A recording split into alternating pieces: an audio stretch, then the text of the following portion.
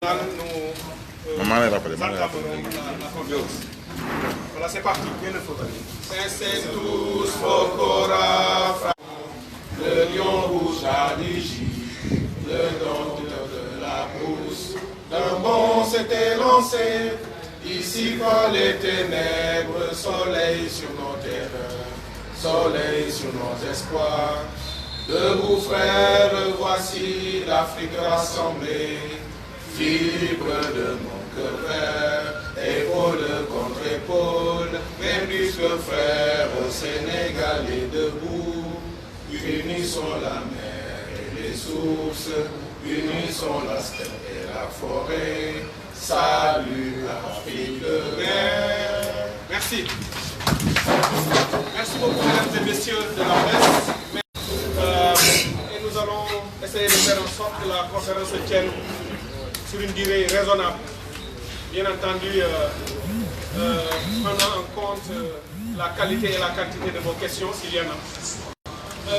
Nous nous sommes organisés de la façon suivante. M. Babacar Choiba, ici présent, membre de Aar Li Ñu Bokk, vous lira notre déclaration liminaire en français. M. Daouda Gueye vous expliquera ou traduira cette déclaration liminaire en Wolof et en très bon Wolof même. Et ensuite, nous vous donnerons la parole pour d'éventuelles questions, s'il y en a. Et après ces questions, nous passerons à la clôture de cette conférence de presse. Nous sommes quelques jours à la deuxième semaine de la mise en œuvre de notre nouveau plan d'action, qui, comme vous le savez, a été lancé la semaine dernière et qui a privilégié l'approche consistant à aller sur le terrain pour parler directement aux Sénégalais et les informer et les sensibiliser. Une campagne que nous avons appelée Occupy Sénégal. Mais Occupy Sénégal, c'est aussi Occupy Sénégal et Diaspora. Et Occupy, c'est 400 000 citoyens taxaw fépp ngir Aar Li Ñu Bokk. C'est cela que nous avons lancé, que nous avons démarré, qui va s'intensifier,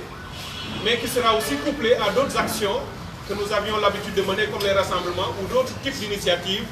qui seront déroulées au fur et à mesure. Tout cela pour vous dire que la présence, l'engagement et le combat de Aar Li Ñu Bokk est plus que jamais là. Cette présence est aussi forte qu'avant, aussi engagée, aussi volontaire qu'avant. Pour une seule et unique chose, c'est garantir la transparence dans la gestion de nos ressources naturelles, s'assurer que tous ceux qui ont été mêlés de près ou de loin à la gestion de ces ressources, aux différents contrats, au processus de négociation sur lesquels nous avons tous senti ou nous présumons qu'il y a des méfaits, des forfaits, des délits et autres, que tout cela soit traduit devant les juridictions appropriées, sans préjudice en amont ou a priori de leur culpabilité, mais que la justice fasse son travail convenablement. Donc c'est cela le combat de Aar hier, c'est son combat aujourd'hui, ce sera encore son combat demain. Et c'est pour cette raison que nous tenons cette conférence de presse, pour marquer le pas, faire le point, évaluer et se projeter davantage en vous donnant des informations nouvelles sur notre stratégie. Merci encore une fois. Je vais laisser la parole à M. Babacar Choiba pour lire la déclaration liminaire. Merci beaucoup. Babacar, vous venez prendre ma place ici.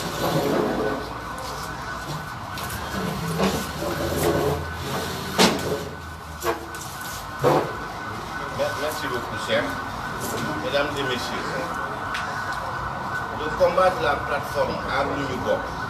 est rentré depuis la semaine dernière dans une nouvelle phase marquée par une campagne de sensibilisation de proximité, des visites d'information aux autorités coutumières et religieuses et aux missions diplomatiques, ainsi que des rassemblements périodiques à Dakar, dans les régions et dans la diaspora. Ces activités viendront renforcer les initiatives judiciaires en cours, notamment aux États-Unis d'Amérique et en Grande-Bretagne, visant les principaux protagonistes de la spoliation du pétrole et du gaz sénégalais. Les actions déjà initiées par des Sénégalaises et des Sénégalais, de l'opposition, de la société civile et des médias, pour prouver et dénoncer les scandales, les délits et forfaits qui entourent la gestion des ressources pétrolières et gazières du Sénégal depuis le découvert, seront poursuivis et intensifiés. La plateforme Aar Li Ñu Bokk tient à rappeler à l'opinion nationale et internationale que les manœuvres et tentatives du président Macky Sall, qui se substitue à la justice pour tenter de disculper son frère Aliou Sall, seront toutes vaines et inutiles. Les actes de corruption, les délits d'initiés et conflits d'intérêts, ainsi que les pratiques conscientes de bradage des intérêts du Sénégal, sur lesquels il a fermé les yeux, s'il ne les a pas parrainés, seront minutieusement documentés et tous les instruments juridiques disponibles seront utilisés pour que justice soit rendue au peuple sénégalais. Les manœuvres dilatoires du procureur de la République, tout comme son choix de conduire une procédure pénale inédite, basée sur un appel à témoins en lien avec une enquête en bonne et due forme, fondée sur le rapport de l'Inspection générale d'État et les dossiers de l'Office national de lutte contre la fraude et la corruption, déboucheront inéluctablement sur un résultat connu d'avance. Cette enquête orientée vise de toute évidence à disculper les mises en cause par l'artifice de l'instruction exclusivement à décharge. En effet, tout porte à croire que le doyen des juges d'instruction va clôturer l'information judiciaire par un non-lieu au motif qu'il n'a pas pu retrouver X afin de décharger définitivement Aliou Sall, Franck Timis et autres de toute responsabilité pénale et d'éteindre l'action pénale pour l'avenir. Cette stratégie du blanchisseur se retrouve dans les infractions visées par l'information judiciaire qui embrasse large pour empêcher, après cette enquête, que les mises en cause soient poursuivies sur la base des mêmes infractions. 15 ans présent, Aly Ngouille Mbok met en garde contre cette instrumentalisation de la justice pour assurer une immunité automatique à la famille et annonce qu'en tout état de cause, toutes les personnes citées dans cette affaire répondront demain de leur forfait devant une justice indépendante et impartiale. La plateforme n'accorde aucun crédit à l'action d'un procureur qui écrit sous la dictée d'un ministre de la Justice revanchard et sans compassion et d'un président qui a choisi le clan et la fratrie au détriment de la patrie. Aly Ngouille Mbok appelle les Sénégalaises et les Sénégalais de l'intérieur et de la diaspora à rester mobilisés pour poursuivre le combat contre l'effroyable pillage des ressources naturelles du Sénégal par le gouvernement dont la faiblesse, l'irresponsabilité, sinon l'incompétence, deviennent un danger pour toute la nation. Les Sénégalais n'ont pas encore fini de s'interroger sur les raisons qui ont pu pousser le président Macky Sall à céder les ressources pétrolières et gazières dans des conditions défavorables que l'on sait, qu'un autre scandale tout aussi grave vient s'ajouter à la liste déjà longue des forfaits commis contre les ressources sénégalaises. Il s'agit du contrat octroyant le fait de la Falémé à l'entreprise turque Toshela. En octobre 2018, 11 leaders politiques de l'opposition avaient signé une lettre conjointe dans laquelle ils demandaient au président de la République de renoncer à la signature de la convention accordant l'exploitation des mines de fer de la Falémé à l'entreprise turque. Ils avaient non seulement relevé le manque de transparence du processus ayant conduit au choix de l'entreprise Toshali, mais ils avaient aussi interpellé le chef de l'État sur son manque de vision stratégique. En effet, avec l'exploitation prochaine du pétrole et du gaz, le Sénégal pourrait devenir tout naturellement un acteur mondial de premier plan dans les chaînes de valeur de la sidérurgie, avec à la clé des milliers d'emplois et des milliers de milliards de gains pour notre pays. Mais Macky Sall est passé outre et a poursuivi dans sa logique consistant à livrer les ressources du Sénégal aux puissances étrangères. Plus récemment, il a fallu que notre leader politique, M. Ousmane Sonko en l'occurrence, revienne à la charge pour que le gouvernement daigne enfin fournir un minimum d'informations aux Sénégalais sur les conditions de négociation entre l'État et Toshali, révélant au passage leur fébrilité et leur manque d'expérience et de rigueur. Avec sa gouvernance opaque et nébuleuse, érigée en règle, le président Macky Sall est en train de brader à huis clos des pans entiers des ressources naturelles du Sénégal et compromet durablement le présent comme l'avenir du Sénégal. Laisser des décisions aussi importantes sur les ressources de toute la nation entre les mains de quelques fonctionnaires, sans aucun débat ni à l'Assemblée nationale, ni dans un autre cadre multi-acteur ouvert et inclusif, est une faute politique et éthique dont Macky Sall devra répondre un jour ou l'autre. L'article 25.1 de la Constitution de la République du Sénégal dispose, je cite,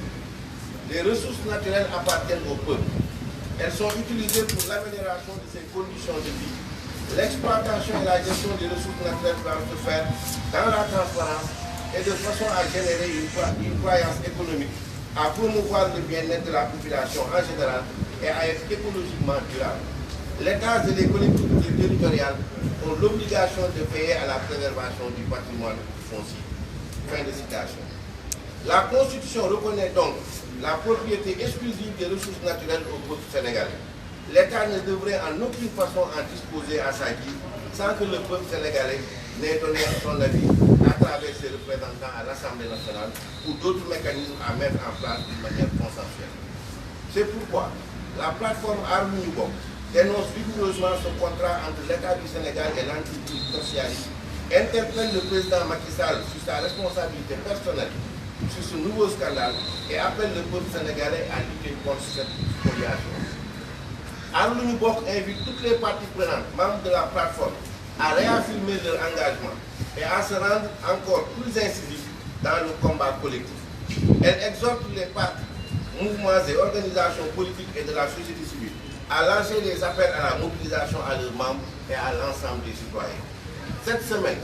Aar Lu Ñu Bokk poursuivra sa campagne de sensibilisation aux parcelles activistes à Guédiawaye et Pikine. Ainsi mènera des visites aux autorités religieuses et coutumières ainsi qu'aux missions diplomatiques. Une marche nationale sera organisée à Dakar, dans les autres régions et la diaspora le vendredi 13 septembre 2019.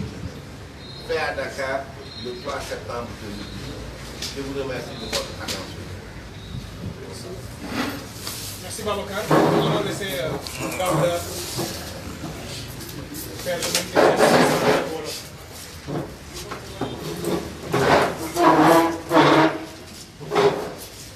Asalaamaaleykum suñu mbokk taskati xibaar yi ñu leen di sant di leen gërëm ci teew bi ngeen teewati fii di wéyal xeex li nga xamante ni ci lañ nekk muy jëm ci li nga xamante ni mooy aar li ñu bokk te li ñu bokk ni ñu koy faral di waxee suñu bàllu mbindaare yi maanaam li ñuy nasaraan di wax ressource naturelle bokk ci coow li ci jógoon boobu léegi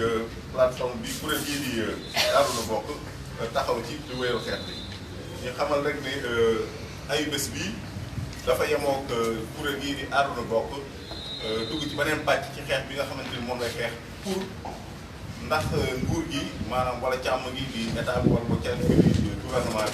bi indi ay leeral li nga xamante ni moom la ñu yoree lii di sunu bàllu yu mbindaare yi rawatina lii di pétrole bi ak gaz bi ak coow li nga xamante ni moom mooy judd bu yàggul jëm ci li nga xamante ni moom mooy weñ yi nga xamante ni fële ñuy wax fale mi dafa feeñ ak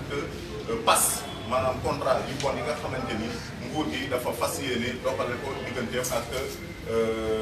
li jëm ci bële maanaam entreprise turque bële ñuy wax ni mooy Tosyal yi ñuy wax ne li nga xamante ni moom lañ fas yéene def gannaaw ba nga xamante ni li ñuy door xeex bi gis ngeen ay ndaje lañ doon amal ak ay dox ak yeneen ak yeneen mooy indi beneen fem bi jëm ci dox jëm ci nit ñi comme ni ñu ko defee ci ay bis bi ñu génn séddale leen li nga xamante ni moom la ñu wax xanaa ay flyers ay kayit yoo xamante ni dañ cee tënk li nga xamante ni moom moo ñuy tax ñuy xeex ak fi ñu toll ci xeex bi ak fiñ ci jëm naka noonu lañ nga nar a doxalee itam jëm ci kilifay diine yi nekk ci Sénégal yëpp këri diine yëpp dinañ fa dem waxtaan ak kilifa diine yi gën leen a wax li nga xamante ni moom moo waral suñu xeex bi ak solo yi xeex boobu noonu solo si xeex boobu noonu jëm ci askan bi waaye itam ñi nga xamante ni ñoom ñoo fi teewal seen ay réew ñu leen tuddee ay ambassadeur di dem tamit gisee ñoom waxtaan ak ñoom ci li nga xamante ni boobu ba léegi moom la ñuy nekk di ci xeex ak li waral coow li waaye du tee nag yooyu fem nga xamante ni fem yu bees li ñu génnee pour wéyal xeex bi du ne tekkiwul ne dañuy bàyyi ca lañ nekkoon maanaam ndaje yi ñu daan amal fële ca allée du centenaire wala faneen ci Dakar wala fële ci place de la nation wala itam yu dox bàyyi li nga xamante ni moom lañ doon def ñu jëm ci ay dox ñaxtoo ay yeneen fem yi nga xamante ni moom lañ xamee woon Aar Lu Ñu Bokk day ñëw gën koo dëgëral te loolu du yem rek fii ci Sénégal ndaxte du yem itam fii ci Dakar ndaxte comme ni ngeen ko xamee Aar Lu Ñu Bokk naka mu judd rek ci goxee goxaat yi ay doomi Sénégal jóg ñoom itam samp ay arloon ba fële ci Kaolack fële ca Ndar Géej ca naka noonu ca jaar yi mag faneen ak faneen waaye itam bitim réew ay doomi Sénégal yoo xamante ne liggéey moom moo leen fa yóbbu waaye seen xel des Sénégal bi coow li jógee ñu gis li nga xamante ni njariñ la loo xamante ni lii di suñu balluy mbindaare yi daf ko làmboo bu ñu ko jaarale woon ci yoon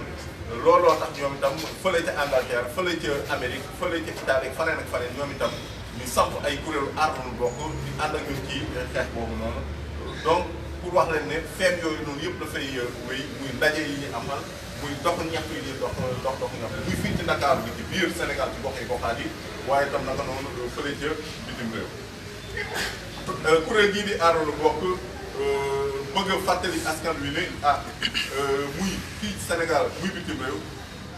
ne ba ñu sosee kuréel gi yëpp ba léegi ak itam xeex yi ñu ciy xeex ak li nga xamante ni càkkutéef la bu jógee ci askan wi jëm ci càmm gi mu état bi mu indi ay leeral ci ni mu yoree lii di suñu pétrole ak suñu gaz bi ak yeneen ballu yu mbindaare yi tontu bi nga xamante ni moom la ci nguur gi indi jëmul ci indi ay leeral waaye jéem a fexe naka lay gën a lëndamalee xelu askan wi naka lay indi ay lënt ci xelu askan wi naka lay fexe ba nga xamante ni askan wi dinañ jàpp ne kat xeex bii ñuy xeex nii xeex la boo xamante ni amul solo loolu ci la ñuy wéy ba nga xamante ni boo xool li nga xamante ni moom lañ ci jël ñoom ci ay doxalin benn di procureur def moo xamante ni loo xamante ni ñi nga xam ne dañuy yëngu ci wàllu yoon ñëpp taxaw nañ man ko ne lii mosuñu koo gis mooy ne kat am ay nit ñoo xam ne dañ leen doon tudd ci ay labat ay geret yu demee noonu nga war a woolu ñooñu jéem a saytu jéem a càmmar xool la ciy dëgg ak lu ciy dëgg nga ñëw ne kat yow da nga naan képp koo xamante ni am nga loo ci xam ñëwal mooy li ñu tuddee appel à témoin yaakaar naa ne boobu doxalin lañ ci kii te loolu yëpp dafa nekk loo xamante ni ñu ko jàppee te moom ndax askan yëpp jàppee mooy ay tappale la yoo xamante ni ngir mbir mi yàgg ba nga xamante ni nit ñi ak jafe-jafe jamono dina leen këf ba nga xamante ni seen xel dina génn ci xeex bii nii loolu moom moo tax yaakaar na ne bu fekkoon ne nguur gi ñu càmm gi di caytu gi li nga xamante ni moom mooy seen itte mooy indi ay leeral ci ni ñu yoree suñu bandu yu mbindaare yi yaakaar naa ne am nañ yoo xamante ni mënu nañ cee sukkandiku ba duñu woo kenn benn bi mooy li nga xamante ni liggéey la bu IGE def 2012 jébbal ko kii di président Macky Sall tam ne jotu ci te wax dëgg yàlla bu nekk ci moom jotu ci waaye askan bi jot nañ ci muy bu jaaxal nit ñi loolu te la nga xamante ni moom moo fa nekkoon ci ay ñaax jógee ci IGE jëmoon ci ne kat lii di pass maanaam contrat bi nga xamante ni nguur Sénégal da kaa signé ak kii di Franck Timis te loxol kii di rakku président di Aliou Sall dugg ci bu baax a baax que loolu du ko signé du ko signé du ko xaatim waaye mu gëmm ay bëtam ci loolu fatt ay noppam ci loolu ñëw xaatim ko muy pass bu bon boo xamante ni tax na ba nga xamante ni Sénégal wommi nañ ko maanaam spolié nañ ko alal bi bari yoo xamante ni wax dëgg yàlla alal yi xajoon na ci askan bi wala li nga xamante ni mooy kër gee di OFNAC génnee na ko ci ay këyit ci ay jàngat yoo xamante ni dafay wane ne kat lii nga xamante ni moo jëm ci yorin bi ñuy yor bii di pétrole ak gaz bi bëri na ay lëndëm bëri na ay yoo xamante ni wax dëgg yàlla mën na ñaawal xel jëm ci wàllu gerte ak wàllu li nga xamante ni moom mooy buxum mënoon na sukkandiku ci loolu waaye bu fekkee ne dafa jël loolu teg ko fa la nëre naan nit ñi ñëw leen ñun li nga xamante ni moom lañ ci jàpp moom mooy jëmul ci dara lu dul jéem a fexe nan lañuy setalee kii di Aliou Sall ni ñuy setalee kii di Aly Ngouille Ndiaye nga xamante ni moom ci boppam moom moo li ñuy tuddee faux rapport boobu noonu nga xam ne ci la président Macky Sall sukkandiku pour xaatim parce que boobu dox ci diggante ak Franck Timis moom moo ko liggéey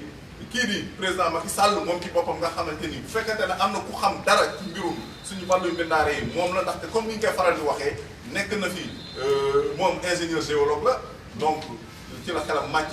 mu nekkoon yoroon fi ay ndombay tànk yoo xamante ni dafa jëm ci loo xam ne moom moo tax ñu ne kon fii tey ñu toll fii ci Sénégal bu fekkente ne am na koo xamante ni dara umb ko ci suñu wàllu mbindaare yi moom la muy président Macky Sall donc lu mu ci defu ko ndaxte dañ koo nax mais daf ko def ci teeyu xelam donc ñi jàpp ne loolu kat war la koo xamante ni dafa war askan wi ndaxte kat moom bañ koy jox li nga xamante ni moom mooy nguur gi dañ ne ko woon kat mu sàmmal ñu ba nga xamante ni lii nga xamante ni xewal la lu bu yàlla dëxañ suñu suuf bi yorin wi dana tax ba nga xamante ni la cay génne ci ay meññeenteef dana dellu ci askan wi ba seen dund gën a ñoŋ ci wàllu njàng meeg ci wàllu paj geeg ci wàllu ci anam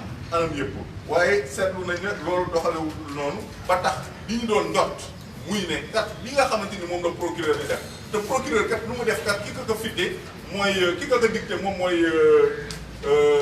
ministre de la justice te ministre de la justice lu mu def tamit da koy jëf gannaaw ba kat Macky Sall bii que fal fittee loolu moom moo tax ñu jàpp ne kat ñoom li nga xamante ni moom moo génnee ci kii bi mooy ne kat ñoom nee nañ léegi kee di dikk pare na lii di càmmaram léegi ñoom dañuy topp alaxam te ñun alaxam xam nañ ko bu baax a baax du alaxam du kenn ku dul Aliou Sall alaxam du kenn ku dul Aly Ngouille Ndiaye alaxam du kenn ku dul Franck Timis alaxam itam du kenn ku dul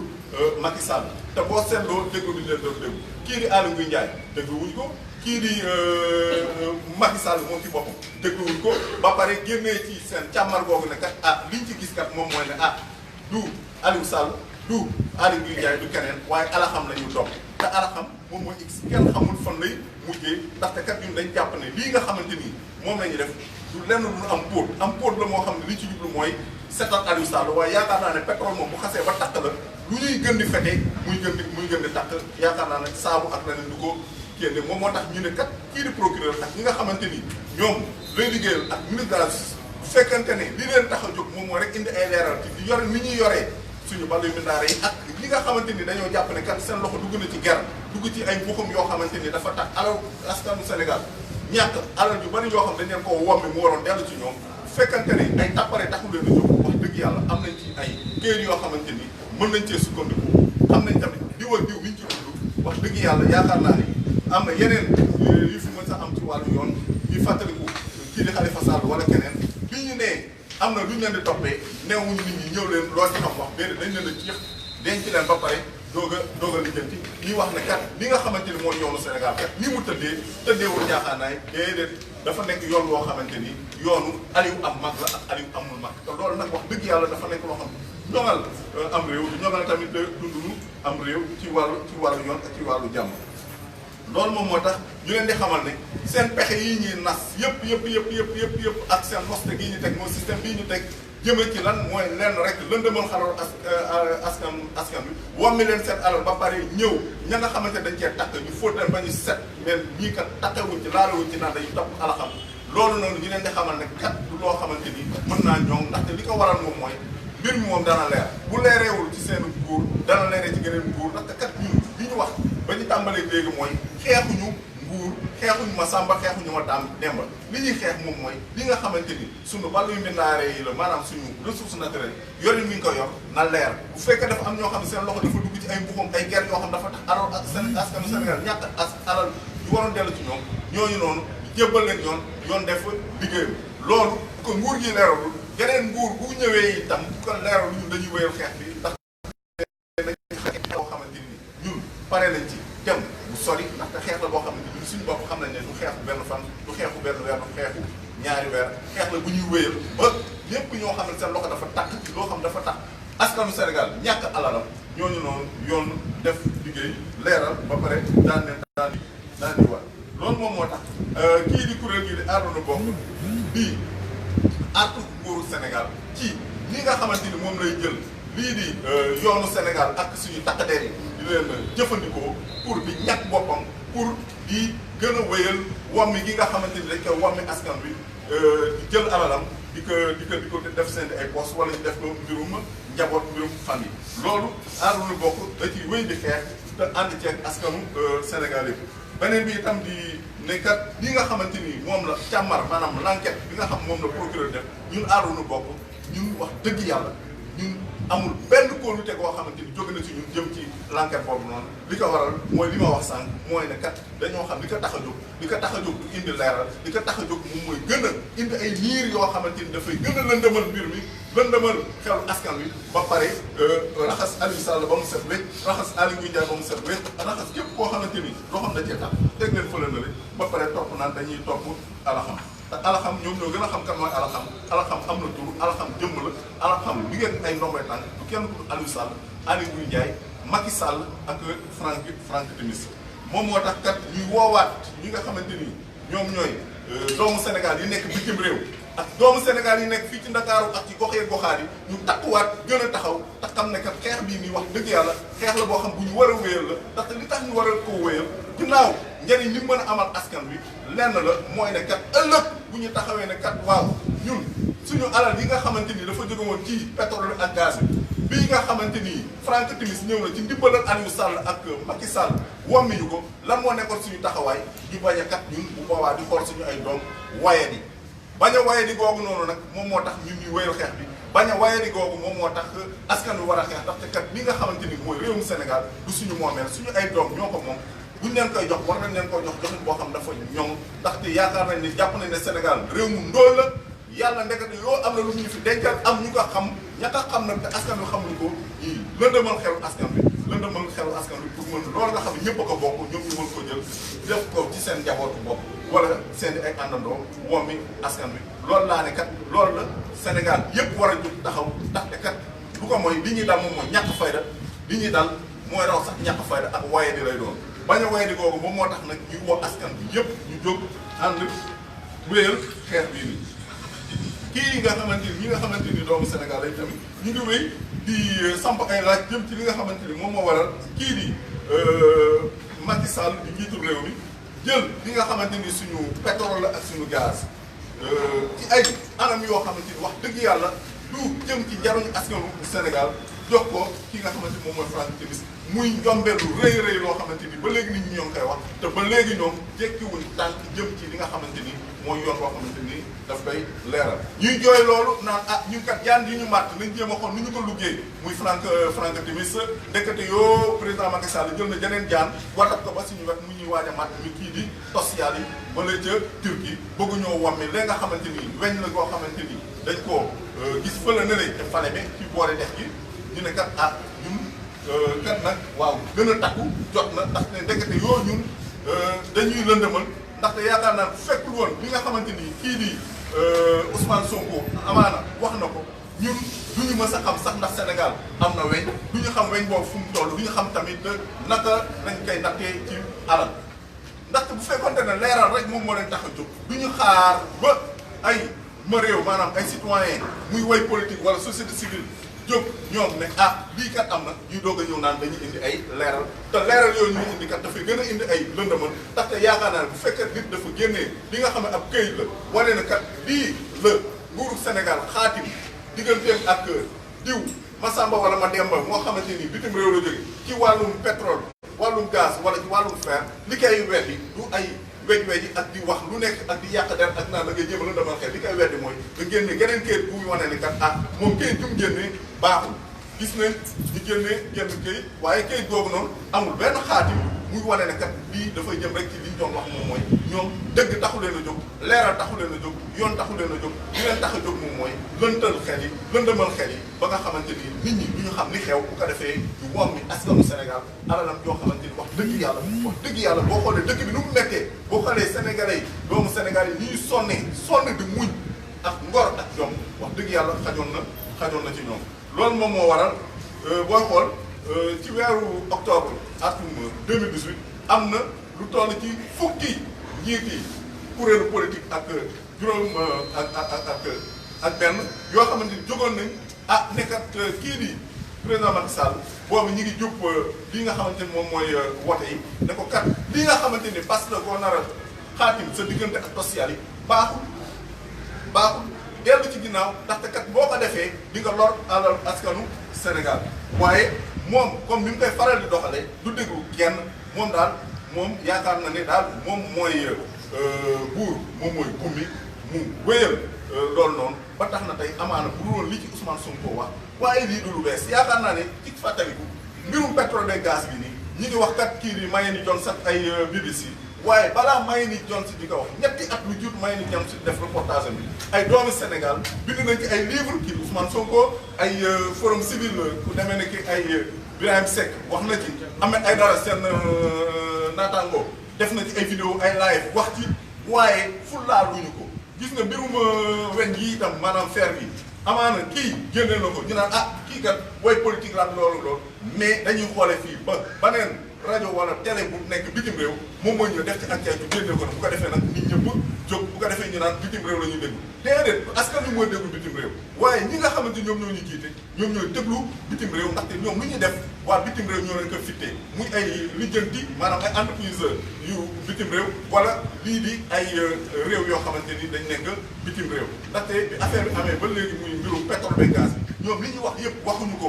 waa Sénégal li ñuy wax ñu ngi koy wax waa bitim réew pour dalal seen xel pour war leen ne Sénégal dara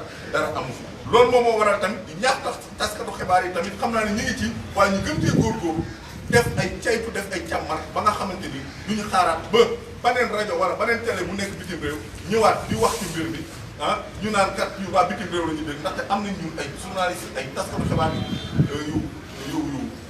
xarala tey itam wax dëgg yàlla am ay këri taskatu xibaar yu mucc ayib wax dëgg yàlla ñu leen di ñaax ngeen dimbali ñu ndaxte bu ñuy xaar ay leeral ci ñoom amaana duñ ko am waaye seen taxawaay naka jekk yéen taskatu xibaar yi moom mooy bu ñu naree wàmmi askan wala ñu bëgg leen tuur lëndëm yéen ngeen indi ay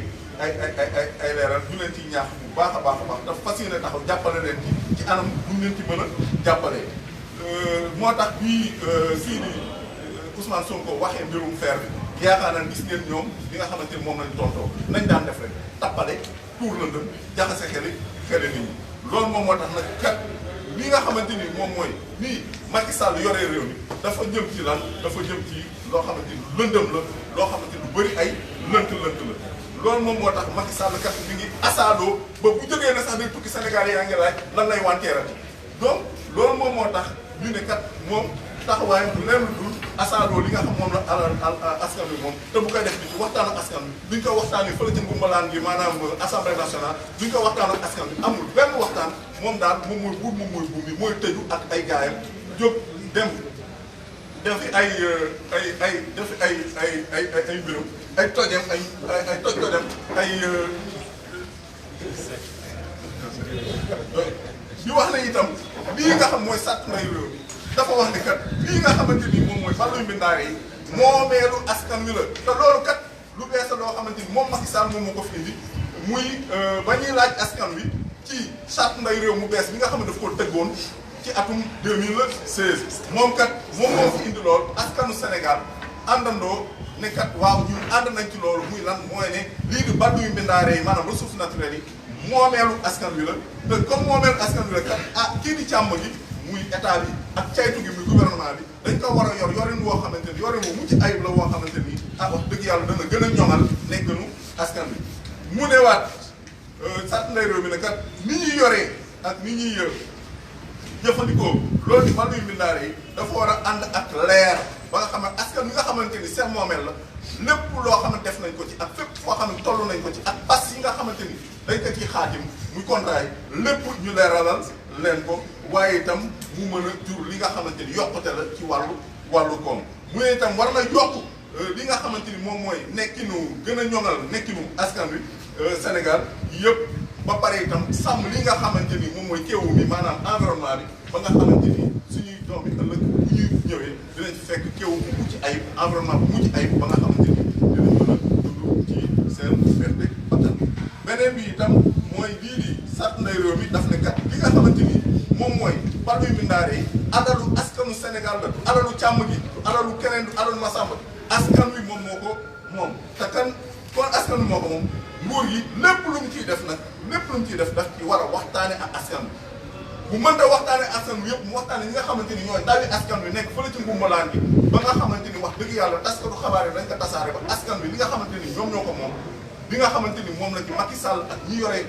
càmm gi di ci def wax dëgg yàlla mu leer seen bopp loolu nag boo ko boolee moo waral kuréel gii di aar lu bokk taxaw tey di ŋàññi bu baax a baax a baax a baax parce que li nga xamante ni nguuru Sénégal daf koo xaatim ci digganteem ak kii di social yi tey woo kii di njiitum réew mi Macky Sall que ne kat li nga xamante ni moom la xaatim parce que loolu noonu kat ñun duñ ko ci bàyyi te dinañ ko ci topp bu dul ci nguuram gii di gëneen nguur parce que goo xam parce que bon la goo xamante ni li muy nuróol pour ñun mooy war askanu Sénégal te war googu noonu dara daru ko lu dul lenn rek mooy sàmm li nga xamante ni moom mooy ay bëgg-bëggam ak ñi mu àndal bu ko defee askan wi moom continuer di dund ndóol ñi lëndëmal seen xel képp ku jóg pour taxawal pour xeexal askan wi ñu jaxase la askan wi ci ay yoo xamante ni ay waxi daanu sareet la loolu noonu Sall na xam ne kat lii bu ko defee ñun duñ ko ci bàyyi lii bu ko defee duñ ko ci bàyyi tax danañ ko topp ba mu jël nguuram geneen nguur gu fi am itam ñun wax dëgg yàlla dañ taxaw jàmmaaroon moom ba nga xamante ni lii nga xamante ni moom la Macky Sall def dinañ ko teg ci yoon ba li nga xamante ni moom la yoon dogal ci ku def yooyu fasinu tojaange yooyu fasinu njombe wax dëgg yàlla ñu teg ko ci ndoddam Arona bokk dellu tamit di woowaat ñi nga xamante ni ñoom ñoo bokk ci kuréel gii nii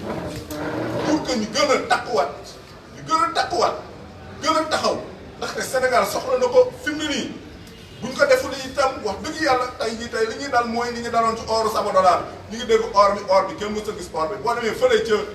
lalu wurus nga laaj tëgg ya fay liggéey woor fan ngeen di jëlee wurus dañ naan la dañuy dem Dubaï oru Sénégal kenn xamul fu mu jaar loolu moo ñu nar a dal ci pétrole bi loolu moo ñu nar a dal ci fer bi te wax dëgg yàlla boobaa danañ waye ni te kon dinañ gën a wéy di dund ci loolu gi ñu nekk donc ñu gën a takkaat seen digg kuréel yi bokk ci Arona bokk yëpp gën a takkaat seen digg askan wi tam gën a dëgëral seen taxawaay ñu àndandoo ñun ñëpp xeex ngir li nga xamante ni ay leeral la ñuy soxla ak jaarale yoon ñuy soxla ci li nga xam moom lañ yoree suñu ballu mbindaare yi wax dëgg yàlla ñu mën koo am AIBS bii di ñëw kuréel yi di Arona bokk danañ wéyal xeex bi nag ñu koy wéyalee mooy dem dajeeg nit ñi muy fële ñuy tuddee banlieue bi muy Pikine Guédiawaye wala Parcelles Assainies la ñu defoon AIBS bii di génn fële ca Dakar gannaaw bañ jullee ba pare ñu gën a waxtaan ak ñoom gën leen a ñaax gën leen a wax li nga xam moom moo waral ñu war a wéyal xeex bi war a wéyal seen taxawaay bu ko defee itam danañ dem seeti ay kilifay diine ginnaaw kilifay diine itam ñi nga xam ne ñoo fi toogal seen i réew fii ci Sénégal danañ dem waxtaan ak ñoom bu loolu jàllee AIBS ba ca topp muy yamoo fukki fan ak ñett ci weeru sàttumbar danañ dem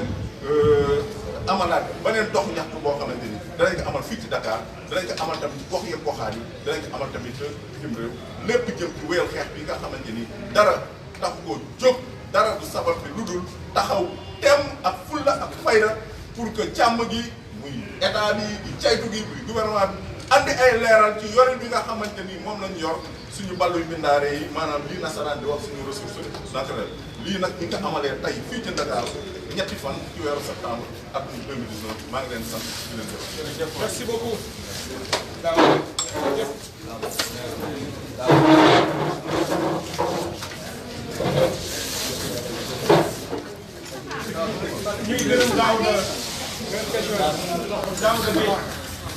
ñuy gërëm Daouda Gueye ci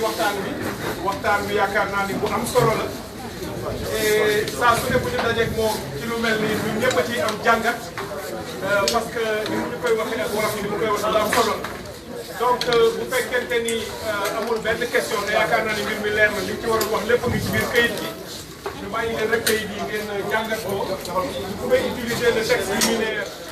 et y travailler et nous allons clôturer ici cette conférence de presse et nous vous remercions pour votre aimable attention. Merci beaucoup.